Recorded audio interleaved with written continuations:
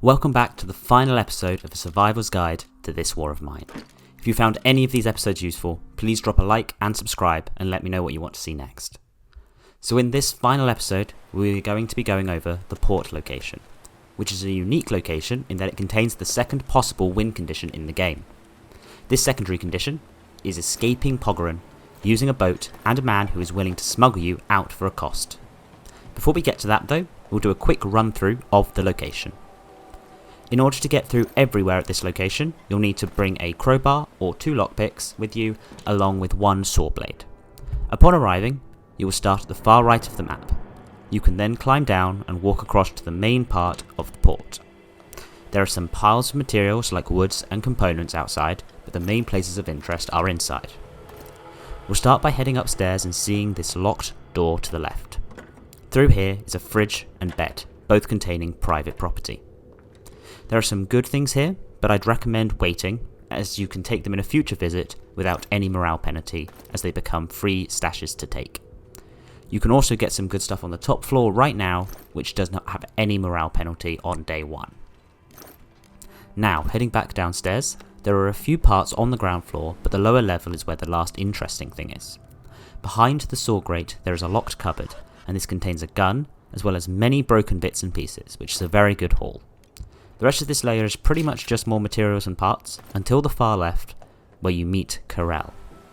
He has a boat, and is willing to take you out of the city for a price. He will discuss with you the whole process, and then tell you that he knows you from the trader, and he will stop by in a few days. This is the case, as speaking to him unlocks a daytime event of him coming to the shelter, asking for payment.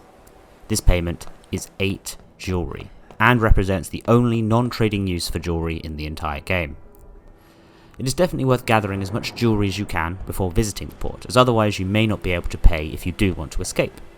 You can ask him to come back, but I am unsure if this can be done multiple times. It may be worth checking the comments here, someone may know, or it may be worth doing your own research. The locations that contain jewelry in the game are the Decrepit Squat, if you help the homeless man there, the Sniper Junction, the hotel, the Shelled School with the homeless person scenario, the looted gas station, the central square, the ruined villa, the quiet house, the construction site, the ghost house, the airport, the Samuel Institute, and the ruined block of flats. I'd recommend going and looking at the tutorials for those relevant places if you're interested in finding the jewelry there, or just interested in finding out about those locations. It is also possible for you to find some in the shelter, as well as getting some from some quests that the neighbours will give you. And so that's it. If you manage to gather the 8 jewelry, and you manage to pay the man, the game will end a few days later when he comes to tell you that we're all ready to leave. Overall, this is a great location, and a really unique way to end the game and this series. I hope you've enjoyed all these location tutorials, and I will see you next week when the next set of tutorials begin.